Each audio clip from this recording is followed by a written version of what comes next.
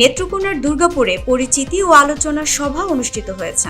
উপজেলা স্বেচ্ছাসেবক দলের আয়োজনে শুক্রবার বিকেলে উপজেলার দুর্গাপুর ইউনিয়ন পরিষদ চত্বরে সভাটি অনুষ্ঠিত হয়। উপজেলা স্বেচ্ছাসেবক দলের আহ্বায়ক মির্জা নজরুলের সভাপতিত্বে ও সদস্য সচিব হিমেল সরকারের সঞ্চালনায় প্রধান অতিথি হিসেবে ভার্চুয়ালি যুক্ত হয়ে বক্তব্য রাখেন কেন্দ্রীয় বিএনপির আইন বিষয়ক সম্পাদক ব্যারিস্টার কায়সার কামাল। এ সময় তিনি নেতাকর্মীদের স্বেচ্ছাশ্রমের ভিত্তিতে মানুষের জন্য সামাজিক কাজ ত্বরান্বিত করার তাগিদ দেন।